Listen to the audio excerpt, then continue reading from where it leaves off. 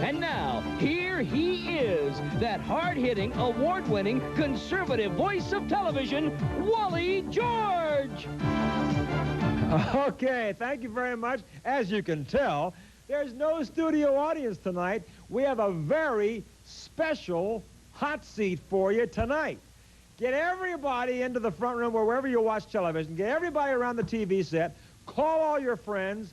Have them tune on Channel 56 right now, because this is a very spectacular hot seat. We've jammed together some of the most exciting moments from the past couple of years of hot seat, and you're going to see it all happen in this hour. Only person I have on the show with me tonight, my good friend, the one and only David Kennedy. David is here. David. Yeah. Listen, this is weird here. No audience, no guests. I can't believe it. no Wally chant. Yeah. What are you gonna? Nobody to throw out. What are you gonna do? David, if I get in the mood tonight, do you mind if I throw you off? If you absolutely have to. I know it's kind of a thing with you to throw somebody out. If you have to, you can throw me out. The only thing is, nobody here to take me out. You'll have to carry me. Okay. Now listen, we got some wild things tonight. Starting off the program, we're going to have some people who talk to us about the issues, and some of them were very bombastic.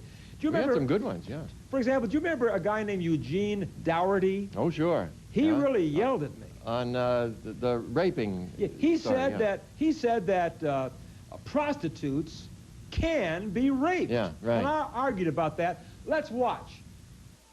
Okay, right. first I want to... Hold on, Eugene. You can see that you received a wild, enthusiastic reception here. I didn't come for that. I came because what you said on television, which I think makes you a very sick, egotistical, self-centered program.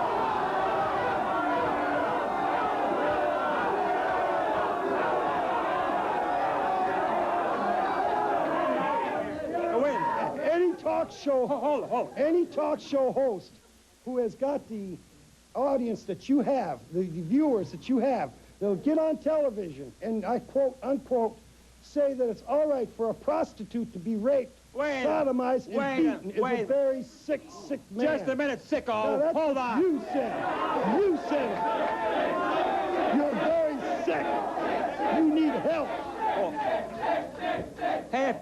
Hey, listen to me, linoleum head. Do you know what rape is?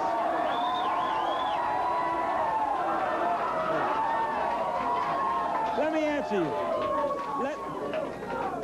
you. Let me answer you.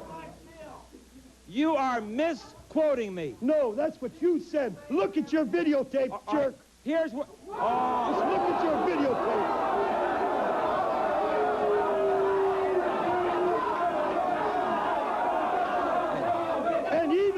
And even if what you said, even if what you said is right, you're still wrong. Any woman, whether she be a prostitute, a married woman, single girl, whether she was raped or not, she has the right to make a complaint. Now hold on a minute. Let me tell you exactly what I said. Now you hold it till I answer you. Yeah, you go ahead. And then maybe if you have brains enough, you can answer me back, which I doubt. Hold on. Here's exactly what I said. Now, for those of you around the country who don't know what we're talking about, there was a prostitute here in Los Angeles who accepted money from a customer. And once she got into his car, she accepted the money. That made her ready for action, right? Now, he paid her $30, and then she said that he did more than she wanted. Well, that's tough. I say this: once a prostitute accepts money from a client, she can never claim she was raped, right? We can talk about abortion all day long, all right? It's been talked, it's been banged against the wall. I think it's the American Holocaust. I think we're killing innocent human beings, but that has nothing to do with it. I do resent the fact that I have to spend my taxpayer bucks, taxpayer money, to pay for abortions. That is wrong.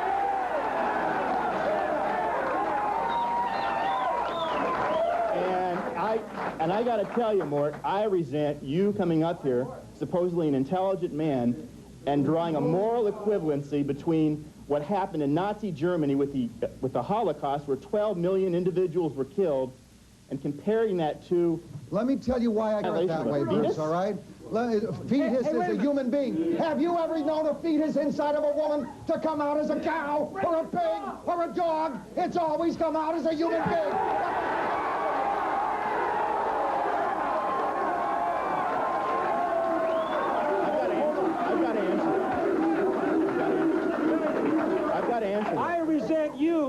I resent you saying that about the Holocaust, because it's exactly that, and he has every right to compare it, because Hitler killed millions of Jews in ovens, and abortionists are killing millions of human babies. June, the gays have got to accept the responsibility for the spread of this dreadful, horrifying disease, and you know that. Wally, you know what I feel sad about? I feel sad about the fact that there are many gays that have been born genetically gay and have been very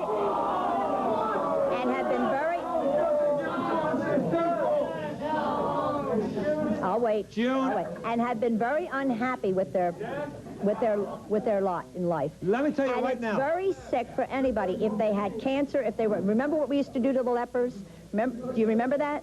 We used to cast them off. We put them off. We wouldn't go near them. When we heard somebody had cancer, we wouldn't go anywhere near them. I say We're doing the same thing. June, let me stop you right there. I don't believe a word you're saying. I do not believe anybody is born genetically gay. I say if they weren't, they would have no choice. Are homosexuals because they choose to be homosexual. You have joined, I see, once again, you've joined the lynch mob out to destroy one of the greatest presidents we've ever had in this country, Ronald Reagan. You want to destroy that man, and I say it's sick. What do you say? Wally, I don't have to help a fool make a fool of himself. Ronald Reagan has done it to himself.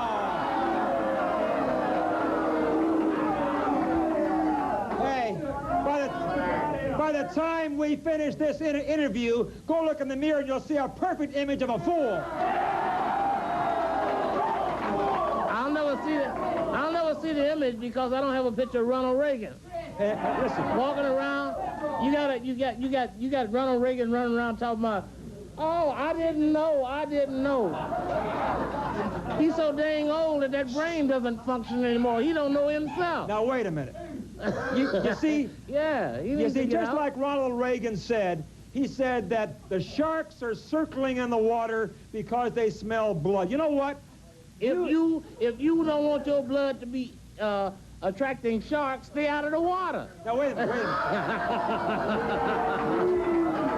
John. Stay out of the water. Hold on, John. You know what? Ronald Reagan has been doing a great job for 6 years. A great job deceiving the American people. A great job deceiving the American people, just like he got you snowed. Oh, I know damn well that... You're wrong. Wait till I haven't said it yet. I know damn well that there are many potential murderers.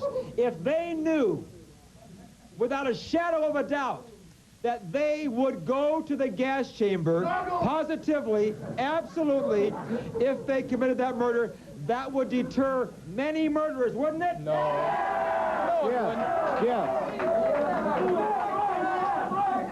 Jeff, never mind the one shot, the one-time murderer who maybe does it in passion. You mean you're against even putting to death these butchers? These, no matter how heinous the crime, how many people they kill over how long a period of time? Well, the thing that's premeditated. Well, the thing about it you got to understand is the people like that, David, they're psycho. They have no concept, there's no touch with reality. I don't care. Wait a second. No, they're animals. I'm talking to David. I don't care. I'm talking to you. Well, he asked me. I don't care. I'm talking to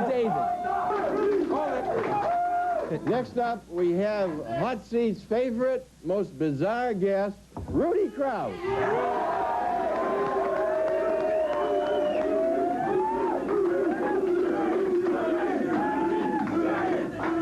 Okay. Rudy, tonight I understand you're taking on the First Lady of the nation. That's right, Now, Nancy Rudy, Reagan. Rudy, I cannot believe you. I heard you backstage. Can you believe? Rudy Krause says that Nancy Reagan, our First Lady, is a hypocrite. That's right. Now, wait a minute. Rudy, how can you say that about our great First Lady, Nancy Reagan? Why do you call her a hypocrite? Okay, it's very simple. Nancy Reagan has started this Just Say No program. What's wrong with that? There's nothing wrong with a Just Say No program, but Nancy Reagan just saying no is not psychologically effective to the younger generation.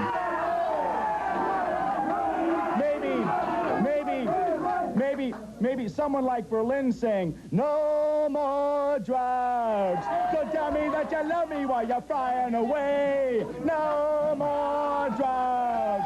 Don't think that you can lie to me night and day. No more drugs. No more drugs. There he is, the incomparable Rudy Krause. That guy is such a screwball. You know, he's so screwy. He's even interesting off camera. He's become famous for being on Hot Seat. Yeah, he is. I know. Now, we can't, David, and folks at home, we cannot ever overlook the incident that really made Hot Seat internationally known. I don't think Blaze had that in mind when he did this. But good old Blaze Von Payne, I like him. He set this show on fire. He really did. Underway. This scene that you're about to see has been seen on practically every television station, not only in the country, but all over the world. Watch Blaze Von Payne. That one old Marine told them that they didn't even know where they were going.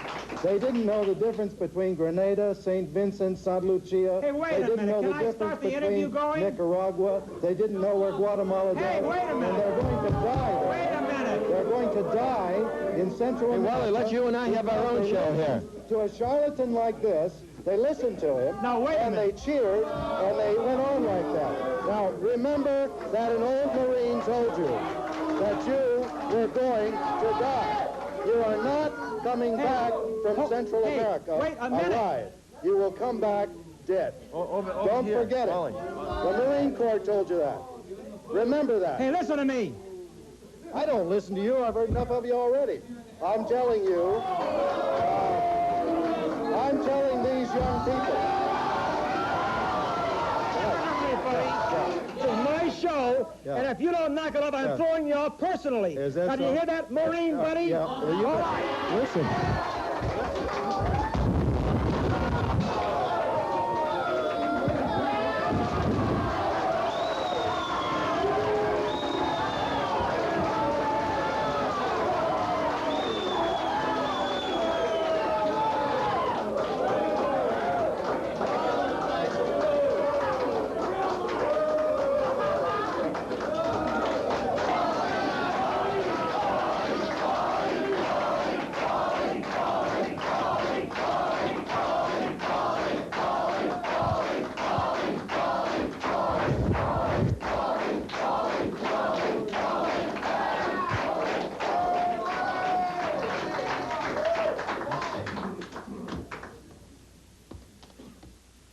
America is still #1, Pontpain. Well, there's a pacifist for you, David. I'll never forget that one. You know, as they say, a militant pacifist. Who would believe that? This pacifist comes on and says no violence, and then he practically destroys our set. But I'll forgive him, David. So will I. Because he set our show on fire. Yeah. So we'll thank him for that. Hey, we got some surprises coming up. We're going to show you some things you've probably never seen before. Right after this. Stay with us.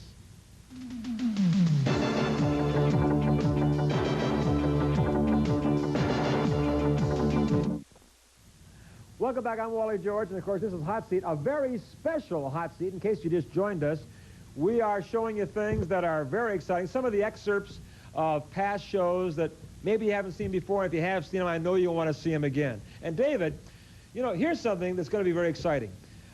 As you probably know, I did a lot of television shows all over the country. Yeah. And do you remember the incident when I was on the Phil Donahue show? Oh, that was one of the funniest things I've ever seen. You called him a jerk or something like that, got up and walked off the show. I couldn't believe it. In case you didn't see that, you're going to see it right now. Phil Donahue. could you please tell me what the average age of your audiences are? Because I don't think I'd want to. The average age of the audience that I have in Los Angeles and now across the country are college kids who strongly support whatever I say. Strongly support. Yeah, well, we'll forgive them because of their youth. I disagree with anybody in this audience who's called these people gentlemen. I think that you ought to be able to be controversial without screaming, and without name-calling, and being discourteous to your audience. I'll say, I'm a college student. I think you're full of beef. Hey, Phil, hold on, Phil, hold on. I've had enough of this. I've had enough. Are you going to walk off, Wally? I'm going back to California.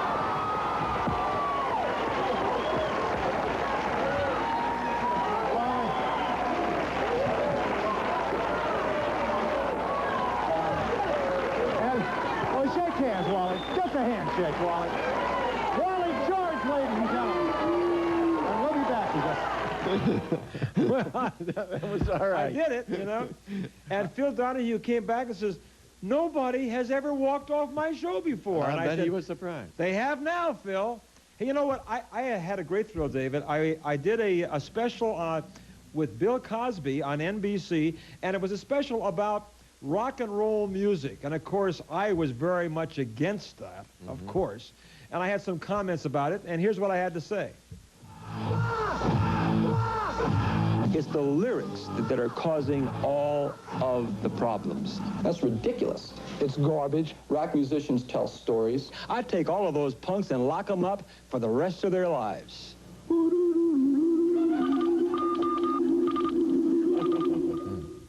Okay. Bill Cosby.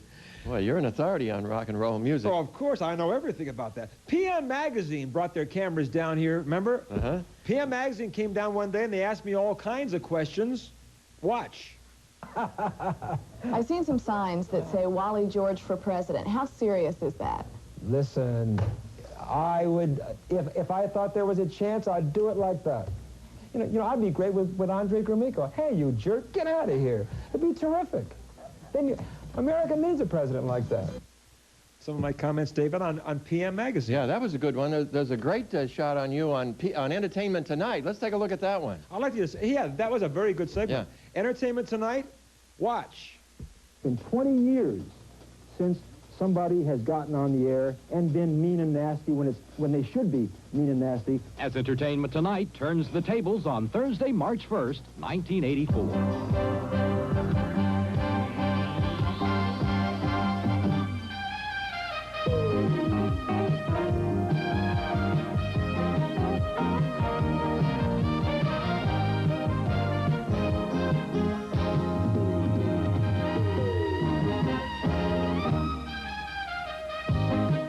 Everybody, and welcome. Mary Hart has a couple days off. I'm Dixie Watley. And I'm Ron Hendren. For years, television talk shows have been built around chats with movie stars, writers on the book circuit, jokes from comedians, then perhaps a song. Wally George, a man who sees himself as a more forceful host, has set out to change all that. Gene Wolfe reports. And now, here he is, that hard-hitting and award-winning conservative voice of television, Wally George. It's been 20 years since somebody has gotten on the air and been mean and nasty when they should be mean and nasty, who will really say what he thinks. All right, Wally, our first guest on the hot seat tonight is a gentleman whose organization Well, I would question gentlemen. I would just call him guests. But national conservative leaders disavow any association with George. What he reminds me of is a Norman Lear sitcom designed to discredit or destroy the conservative movement. John Lofton is a columnist for the Washington Times and an editor of Conservative Digest magazine. I just behave the way I want to behave, the way I really feel. Now, there are people say, you get on the air and you scream at people, you toss them off the air, you call them jerks, you call them idiots, you call them fatheads. Well, I do that in everyday life. What about respect for the guest? What about respect for the other fellow's opinion? I give my guests all the respect they deserve. When my wife and I have guests in our house, we do treat them with dignity and respect. If you deserve dignity, you'll get dignity. Now, earn your dignity before... You already... I have read your biography, and believe me, friend, you deserve no respect or dignity on this show or any show. Mr. George is sort of a loudmouth, boorish Don Rickles without any of Mr. Rickles' redeeming social graces. I put them on the air so they can expose themselves for what they really are. A bunch of jerks. That's why I put them on. I want them to reveal themselves for what they really are. I strip these people naked before the entire nation. Now that your show is about to go national, will there be changes? Absolutely not. As a matter of fact, I spoke to someone at Metro Media, and they said, let me give you one piece of advice. People are going to come to you and say, you got to change this, you can't do this, you can't do that, Wally. He said, don't listen to them. Be exactly as you are, and I intend to be. I think the show is going to evolve. I think that it's one thing to do a local show in a local station, and I think when the show is seen nationally, I think there's obviously got to be more pressure and more attention paid to how the show is produced, and I think it will be. Let's build a giant wall made of barbed wire and keep them all out of here. All theater, all sound and fury signifying nothing. He strikes me as an uninformed, loudmouth demagogue who unfortunately seems to be the kind of person who is bound to make it big on television. Okay. All right. John Loughlin doesn't like me too much. Only the people love Wally. Okay. You know, I got to thank Fred Silverman and, of course, Alan Thicke for the great national exposure they gave me. The old Alan Thicke show. You were on that show for 17 weeks, wasn't it? That's right, coast to coast. Practically a regular. All over the country. And many of you maybe didn't see me when I did the Alan Thicke show. So let's go back a couple of years, and here's Alan about to introduce me right here.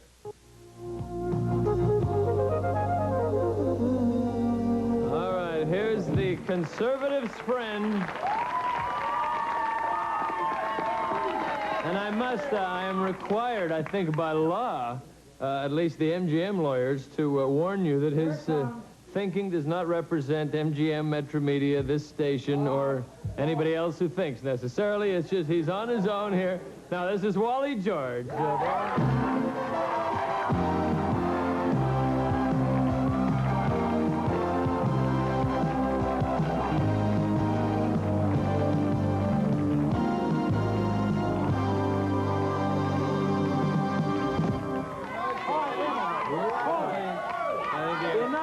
Enough of this frivolity. We got to get serious now, right, gang? I think, Wally, it sounds as though you have more support in this audience tonight than you usually have, or than possibly more than you're entitled to. And that means have you brought some of your people, Wally, from the Hudson? All great Americans are my people, okay? What are your people up to tonight? We have to get serious now. I'm sick and tired of idiots like Gary Hart. I mean, who are running around saying, we've got to appease the Russians. We've got to have less missiles. We've got to have nuclear freeze talks. All this. We have to forget it, Charlie. We are not going to appease those Russians anymore. I'm sick and tired of us running around like Peanuts Carter used to do, being scared of what the Russians are going to do. Let's say, hey, we are against any nuclear disarmament. We're going to build up our missiles because Russia only understands strength, my friends. I mean strength. We have a president now who should say to the Russian leaders, we're not going to be intimidated by you anymore. We are going to get stronger than we are now, and you just try something and we'll blow you off the face of the earth. What do you think?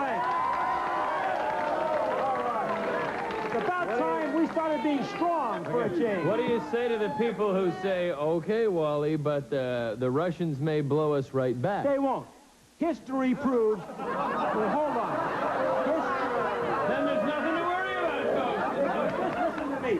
History proves Russia only understands strength. When have you ever heard of a country being overrun when they were too strong? Only when they were too weak. And that's what the liberals are trying to do, weaken this country so we'll be ready for a Russian takeover. What? And the other thing is, I'm sick and tired about the liberals talking about handgun control. No handgun control. Any citizen should be able to have a handgun so they can protect their families. And I'll tell you, when you have handgun control, when you ban handguns, the only people who will not have guns are the law-abiding citizens like you and me. Am I right? We'll see about that. We'll come back with Wally in just a moment. All right? Why don't you learn to say what you think, Wally? Instead of beating around the bush. One thing that I lacked on the Alan Thicke show is I was so quiet. Yeah. You know, I never. Okay, I once again want to thank Alan Thicke personally and Fred Silverman, the producer of Thicke of the Night, for the marvelous exposure they gave me all over America. Alan, I'm proud of you with the great show you're doing now on ABC, Growing Pains. Alan's a big star on that. We'll be right back with some great surprises coming up. Stay where you are. Don't go away.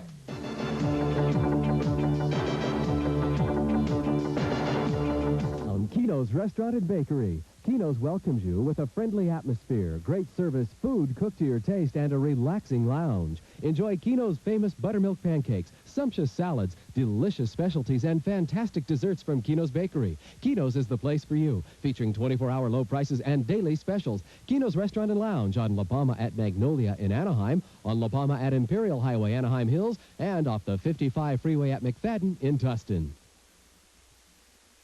Well, we're back. Thank you very much. Wally George here with Hot Seat, a very special edition tonight. Hope you're all watching and calling your friends to tell them to tune on 56 right now. Lots more to come. Well, David, we talk about everything on Hot Seat, as you know. We talk about sex, don't we? Yeah, quite a bit. We had quite a few programs on sex. Yeah? You know, it seems like that usually Renee Vickery was on when we were talking about it for some reason or other. Yeah, Renee Vickery. And here she is right now, as a matter of fact, to start off this segment, talking about her tanning salon. Here's Renee Vickery.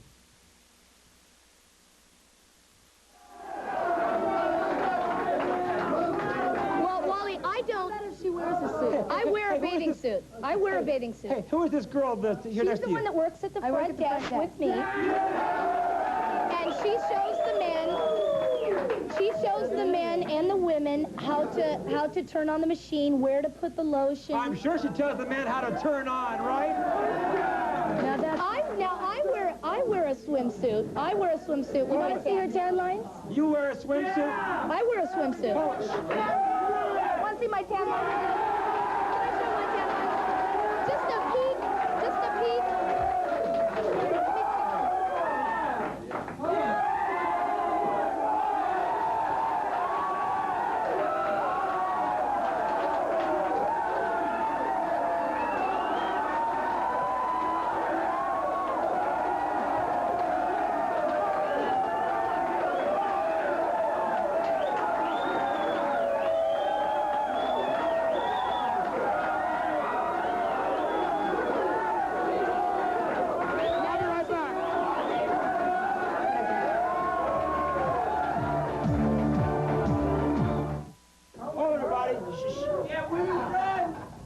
Now, I understand that you also are in favor of couples getting involved in swinging parties. Swinging. Well,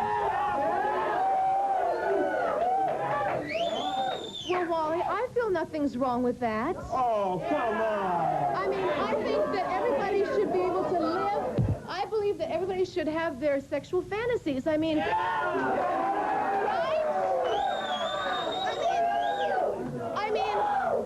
you know, you should be able to continue having your sensual fantasies with me, Master.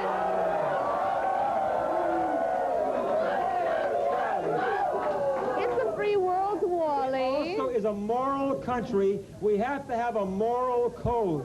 And I say, when you stand in front of God and you pledge your love and you get married, then I say you give up all of that fooling around and you stay with the person you married. Isn't that right?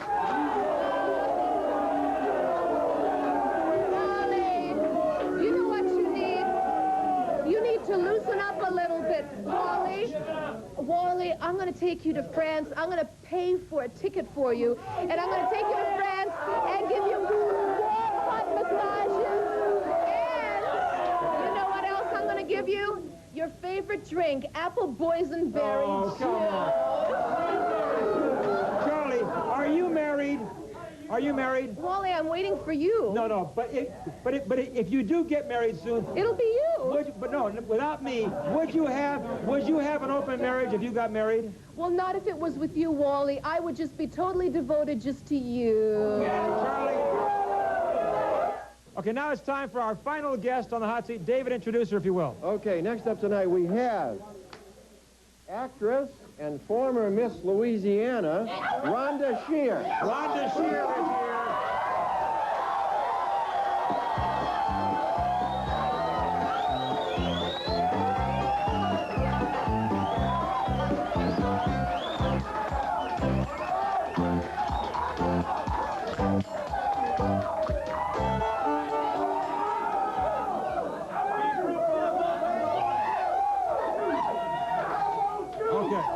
Okay.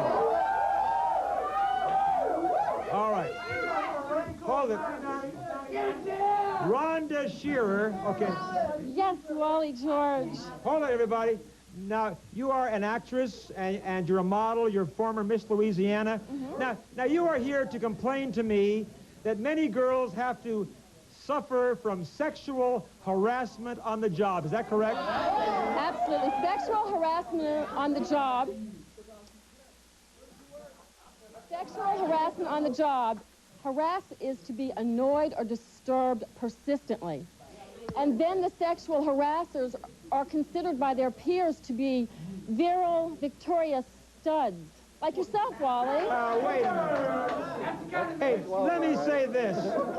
Wait a minute. I've been a victim. Wait a minute. I've been a victim. She feels a victim. When she walks around like that, she's asking to be sexually harassed.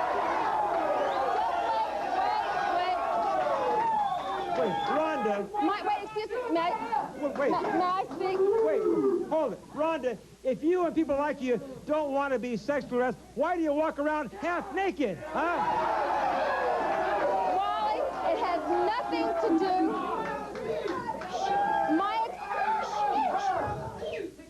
I was harassed as a student. I've been harassed as an actress. I ran for public office. I was harassed. My experience, my ability should have nothing to do with what I wear. God gave everybody a body. God gave everybody a body. And I think that if he didn't want people to see, and if he didn't want you to beautify those parts of your body, he would have covered them up, or he would have not put them there. But what is... Wally, you've got a nice body. Isn't that what you say all the time? Wally? Hey. No.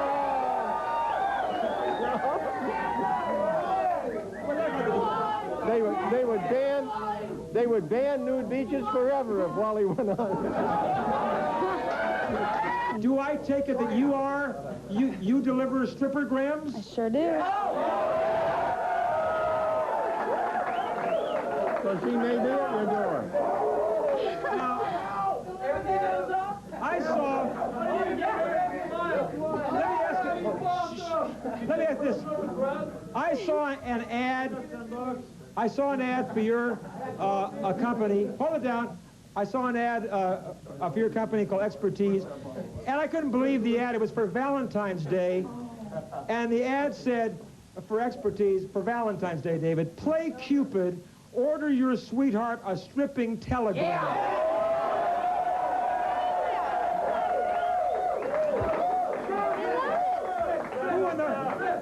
Hey, what kind of pervert would want to receive a stripping?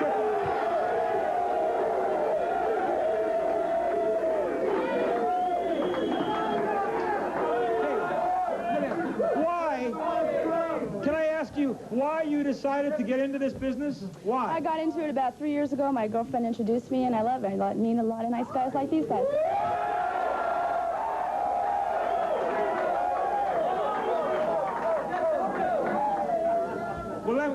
Well, when you go out and you do a strippergram, when you go out and you do a strippergram thing in front of a guy, I mean, don't you feel embarrassed doing what you do?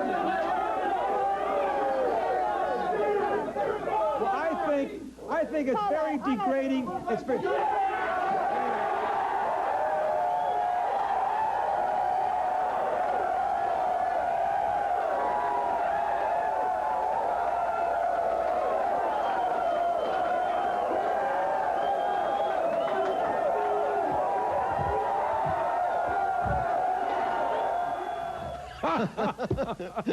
Do they have no pride? Do they have no modesty? Does any program have prettier or sexier female guests than we have? Yes, but they're sick. They should have more modesty. Hey, we got a couple of very, very, very interesting things coming up for you. Stay right where you are. Don't go away.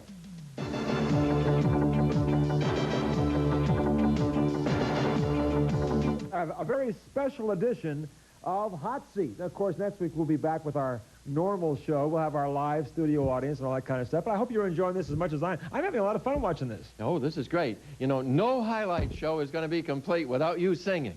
Okay. Now, a couple of years ago, on our Christmas show, I unveiled my first record album, the Wally Wally album. Yeah. And you remember, I lip-synced the song along with the studio audience. And it turned out great. Let's Are watch we going to it. see that? Let's watch it.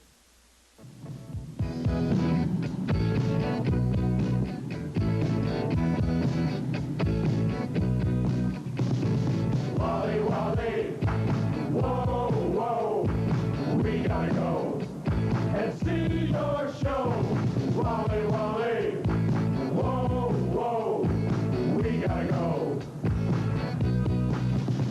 Now, I'm the man on your TV exposing the liberal conspiracy. Better dead than red. That's my lifelong cry. So I get them on my hot seat and I watch them fry. Wally, Wally, whoa, whoa, we gotta go and see your show. Wally, Wally, whoa, whoa, we gotta go. Hey, Mondale, Fonda, and you liberal loonies, better pack your bags and join the Moonies. Us God-fearing people still have a choice. No one will silence this conservative voice. Wally, Wally, whoa, whoa, we gotta go and see your show. Wally, Wally, whoa, whoa, we gotta go. The gays, the punks, the heavy metal craze. Take a hike, scum. You've seen your last days. There's a new fad, and it's here to stay. They call it love for the USA. Wally, Wally, whoa, whoa, we gotta go and see your show. Wally, Wally, whoa, whoa, we gotta go. Wally, Wally, whoa, whoa, we gotta go. Monday night for 3 hours on KLAC 57 a.m. Monday nights from 7 to 10 p.m. for the Wally George Great American Radio Show. You can call me on the phone for 3 hours. We'll talk together, and I'll be interviewing newsmakers of the day. Join me every Monday night from 7 until 10 p.m. on that great station, KLAC 57 on the AM dial. See you Monday night at 7. Thank you. Okay, we had a lot of characters, David, visit our show, including raunchy Rick Dees. Yeah, you ought to remember this one. You got a pie in the face before it was over. Yeah, don't remind me. Watch. All right, that's enough. You know, I've done a little research. I didn't just come on the hot seat because I wanted to be here. I've done a little research on this guy, and there's a couple of things I think you ought to know, I think they ought to know about your past. And I just happen to have... Listen, there is nobody... Couple of things. There is nobody that... hold on. You don't have notes on this program. Let me tell you something. No, wait a minute. You stay right where you are. You stay right where you are. You don't have notes on my program. I'm the only... You get that thing out of here. No way. No way, man.